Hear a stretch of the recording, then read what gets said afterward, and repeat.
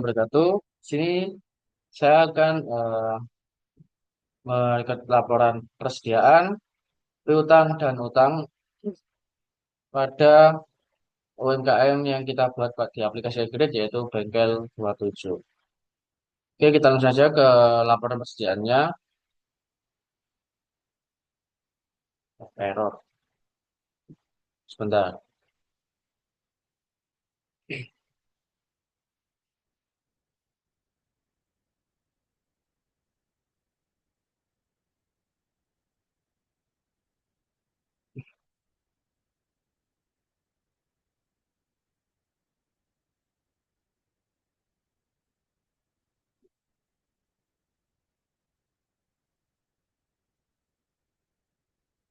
Oke, tanggalnya kita isi sampai tanggal 30.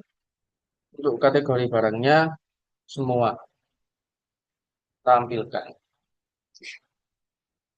Jadi di sini tertera pada saldo awalnya 0.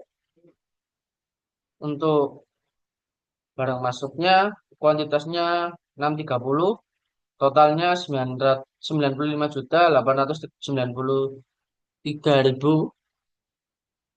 Untuk keluarnya, nilai barang keluarnya kuantitasnya 398, nilainya 61.053.400 rupiah. Dan ketemu saldo akhirnya untuk kuantitasnya 232, nilai totalnya 839.600 rupiah.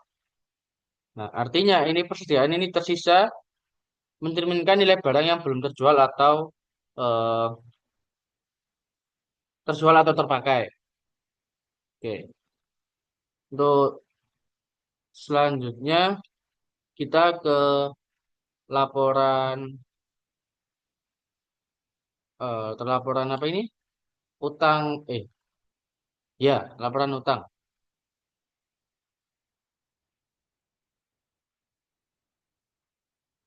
Kita cari utangnya,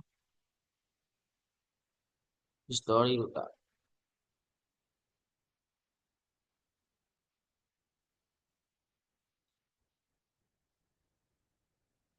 Oke. Oke, di sini dari CV Card Group Innovation untuk saldo awalnya 10 juta. Pada tanggal 7 ini ada faktur pembelian bernilai 34 juta sekian. Lalu langsung dibayar pada tanggal itu juga 34 sekian. Jadi untuk total utangnya tetap 10 juta. Untuk CV Kreatif Abadi Raya, saldo awalnya 8 juta. Untuk tanggal 4 ini ada faktur pembelian dari CV Kreatif yaitu 555.000 dan langsung dibayar juga pada hari itu juga.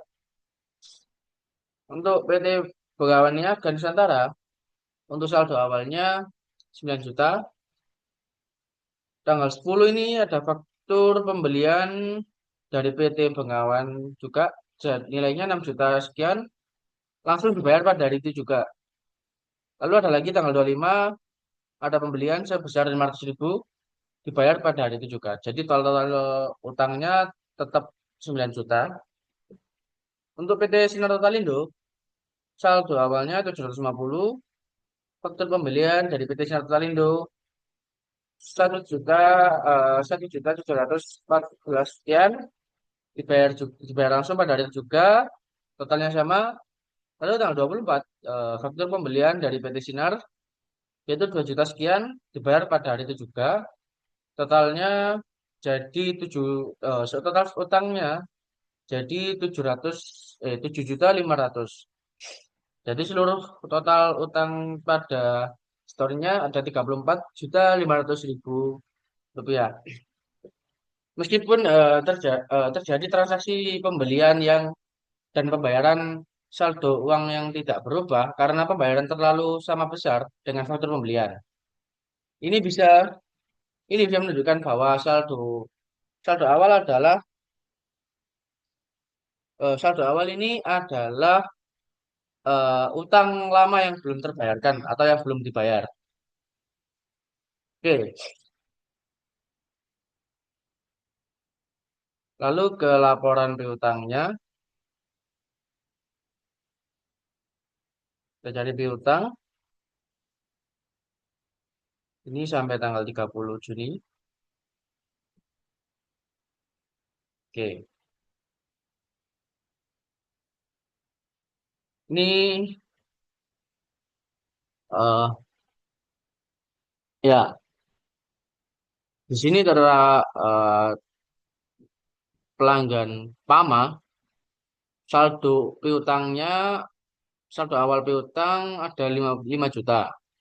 Pada tanggal 16 ini faktur penjualan, ada faktur penjualan sebesar 17 juta sekian, lalu dibayar langsung juga 17 sekian pada hari itu juga.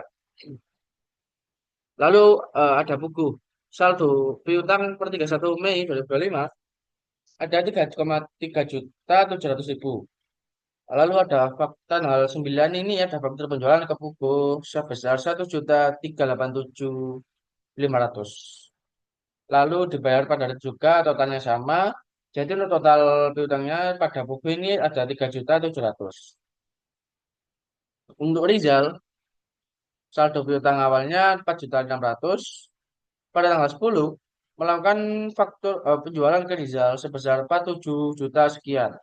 Lalu dibayar pada hari itu juga totalnya sama 47 juta sekian. Untuk total piutang Rizal jadi 4.600.000. Untuk Rofi, saldo piutang per 31 Mei 2.500.000.